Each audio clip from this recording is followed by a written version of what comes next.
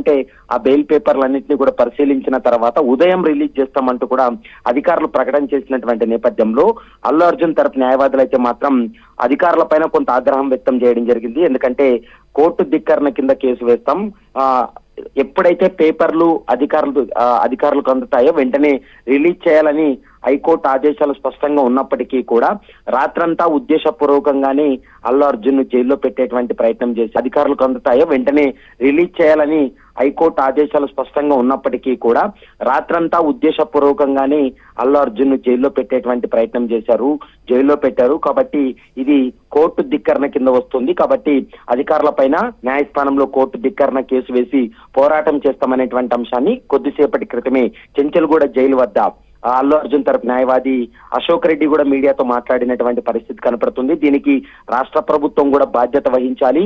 వీటన్నిటిపైన కూడా అంటే రాత్రి జరిగినటువంటి పరిణామాలన్నిటిపైన కూడా కోర్టు ధిక్కరణ కిందే వస్తుంది. కాబట్టి జైలు సూపరింటెండెంట్ తో పాటు మరికొంతమంది అధికారుల పైన కోర్టు ధిక్కరణ కేసు వేసి న్యాయస్థానంలో పోరాటం చేస్తామనేటువంటి అంశాన్ని అశోక్ రెడ్డి కూడా మీడియాతో మాట్లాడినటువంటి సందర్భాన్ని మనం చూసాం.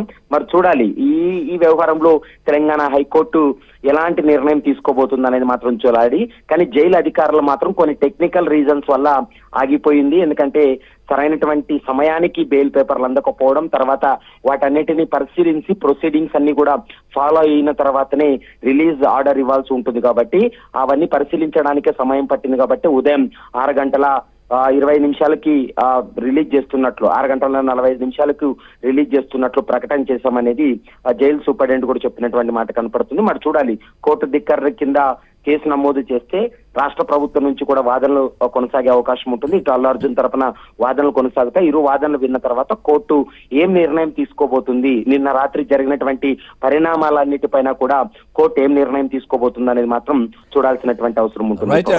ప్రవీణ్, టెక్నికల్ రీజన్స్ అని చెప్తున్నారు. అంటే వాళ్ళు ఇచ్చినటువంటి బెయిల్ పేపర్ లో కొన్ని తప్పిదాల వల్లే ఈ విధంగా జరిగింది, ఆలస్యమైంది అని కూడా జైలు అధికారులు చెప్తా ఉన్నారు కదా. మరి దానికి సంబంధించి న్యాయవాదులు ఏం మాట్లాడలేదా? ఉన్నాయా నిజంగానే ఆ తప్పిదాలు ఉన్నాయా? తప్పిదాలు ఉన్నాయి కాబట్టే పేపర్స్ ను రిటర్న్ చేశారు. తర్వాత ఆన్లైన్ ద్వారా రైట్. ప్రస్తుతం ప్రవీణ్, గీతా ఆర్ట్స్ నుంచి అంటే అక్కడ చర్చల అనంతరం గీతా ఆర్ట్స్ నుంచి అల్లు అర్జున్ ఇప్పుడే బయటకు వచ్చారు, వెళ్తున్నారు, తన ఇంటికి వెళ్తున్నట్టుగా తెలుస్తా ఉంది. చాలా మంది క్రౌడ్ అయితే అక్కడికి వచ్చి ఉన్నారు. అట్లాగే తనకు సంబంధించినటువంటి రిలేటివ్స్ కూడా అట్లాగే న్యాయవాదులతో కూడా చర్చలు జరిపినట్టుగానైతే తెలుస్తా ఉంది. ప్రస్తుతం మనం చూస్తా ఉన్నాం గీతా ఆర్ట్స్ దగ్గర నుంచి అల్లు అర్జున్ బయలుదేరి వెళ్తున్నటువంటి దృశ్యాలు తన నివాసానికి. అంటే ఈరోజు ఉదయం 6:45 రిలీజ్ అయిన తర్వాత నేరుగా గీతా ఆర్ట్స్కే అల్లు అర్జున్ రావడం జరిగింది. అక్కడ తన మామ, అదేవిధంగా తండ్రి, అదేవిధంగా కొద్దిమంది రిలేటివ్స్, అదేవిధంగా పూర్తిగా లాయర్లు కావచ్చు, వాళ్ళకి సంబంధించిన అడ్వకేట్లు కావచ్చు, వీళ్ళతో పూర్తిగా మంత్రాలు ఏ విధంగా ముందుకెళ్ళాలి, ఏ విధంగా నన్ను కక్షపూరితంగా అంటే ఉద్దేశపూర్వకంగా, ముఖ్యంగా ఉద్దేశపూర్వకంగానే రాత్రంతా కూడా నన్ను జైల్లో పెట్టారనేది ఆ లాయర్లు అక్కడ ఉన్నటువంటి మాట్లాడినటువంటి పరిస్థితి.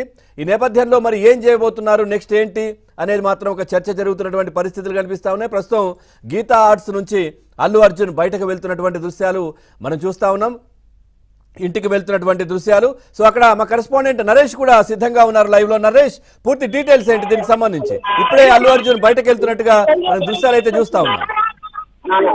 ఇప్పుడే అల్లు అర్జున్ గీతా కార్యాలయం నుంచి ఈ నివాసానికి బయలుదేరారు. ఇప్పటికే అల్లు అర్జున్ కలిసేదానికి సినీ ప్రముఖులంతా కూడా పెద్ద ఎత్తున సమావేశాలు కాసేపు క్రితమే శ్రీశ్రం కూడా ఇక్కడికి వచ్చిన పరిస్థితి.